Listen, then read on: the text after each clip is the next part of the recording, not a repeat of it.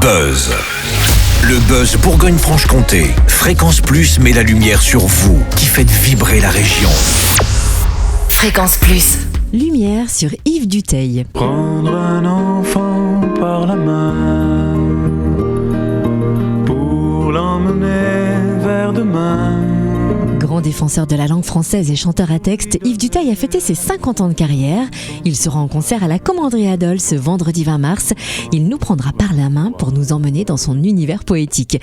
Yves Dutheil est notre invité au micro de Charlie Chevasson. Yves Dutheil, bonjour. Bonjour. Alors très heureux de vous accueillir, c'est toujours un moment assez, on va dire, intense parce que on peut vous considérer comme le pape de la chanson française. Vous avez marqué par de très nombreuses chansons avec notamment Prendre un enfant qui avait été élue meilleure chanson du XXe siècle.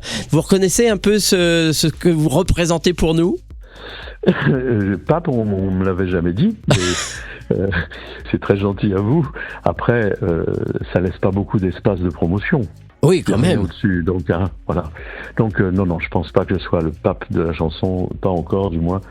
Mais par contre, je suis très touché de l'estime que me porte le public et de ce respect que je ressens de la part des gens qui me font l'amitié d'aimer mes chansons. Alors vous êtes toujours sur scène et vous dites même la lumière s'est éteinte et ça commence. Il y a des mois que j'attends, que j'imagine, je me dis voilà ce que je voudrais leur dire, partager avec eux. Donc chaque fois que vous remontez toujours sur scène, vous avez toujours un petit peu cette joie, cette attente. Oui, parce que je pense que l'entrée en scène, c'est un moment particulier. Vous êtes dans les coulisses, vous êtes derrière des rideaux dans l'obscurité, vous entendez, vous sentez le public, et quand la lumière s'éteint, vous entendez « Ah !» Ça, c'est un moment tout à fait spécial, tout à fait privilégié, et qui présage d'une belle rencontre, parce que les gens, s'ils sont dans cette salle, c'est certainement parce qu'ils vous aiment au départ, c'est pas juste par hasard. Donc oui, ça me touche énormément ce moment incroyable de l'entrée en scène, et il y a toujours ce frisson, il y a toujours cette émotion. Et même au bout de 50 ans, parce que vous avez fêté vos 50 ans de chansons en 2023, on s'habitue pas alors ? Non. En fait, et je dirais même, c'est presque le contraire, parce que plus vous avancez dans votre carrière et plus les gens attendent quelque chose de vous. Ils attendent que vous vous renouveliez, tout en restant fidèle à vous-même. C'est un peu compliqué en fait, mais en même temps, si on commence à se demander comment le public va réagir à telle ou telle création, c'est plus le principe de la création. On rentre dans du copier-coller et c'est justement un écueil à éviter. C'est toujours se renouveler, toujours essayer de renouveler le plaisir de la scène, et pour ça, je dois dire que j'ai eu beaucoup de chance de rencontrer successivement beaucoup de musiciens, beaucoup d'arrangeurs, beaucoup de techniciens, et c'est ce qui m'a permis de ne jamais me lasser et d'essayer toujours de prendre du plaisir à renouveler notre propre plaisir sur scène. Et vous avez pu ainsi traverser les modes, puisque vous êtes toujours là au bout de plus de 50 ans, et un personnage assez discret en même temps. Oui, parce que j'ai jamais été un fou de la célébrité. Vous savez, il y a une énorme différence entre célébrité et notoriété. La célébrité, ça peut être très rapide, ça peut être très fugace. La notoriété, c'est plus ancré dans le cœur des gens. Et j'ai la chance d'avoir eu, à travers les générations qui se sont passées le relais, beaucoup de ce respect, de cette estime. Beaucoup de gens me disent « Vous avez bercé mon enfance ». Oui, c'est ça. Touchant, c'est très émouvant.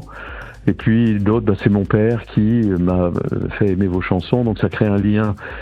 Et souvent, les gens viennent en famille au concert. Alors, ce 20 mars, vous allez présenter quel genre de spectacle ? On va retrouver, bien entendu, vos grandes chansons, La langue de chez nous, Prendre un enfant, ou Le petit pont de bois, peut-être. Mais y a-t-il aussi des petites choses inattendues ? Le public va retrouver un certain nombre de chansons qu'il connaît, comme vous l'avez dit, peut-être pas Le petit pont de bois, parce que c'est effectivement une chanson un peu emblématique, mais qui m'a un peu tatoué, troubadour, gentil, tout ce que vous voudrez. Alors que depuis, il y a eu quand même beaucoup d'engagement, il y a eu Dreyfus, il y a eu La Vie d'Étienne, il y a eu la chanson sur le mur de Berlin, des chansons beaucoup plus engagées en termes de contenu. Donc le spectacle, ça va être une part de chansons à retrouver, mais aussi une part de chansons à découvrir, parce que vous avez parlé de discrétion tout à l'heure, mais c'est vrai que les chansons les plus récentes n'ont pas non plus été ultra diffusées.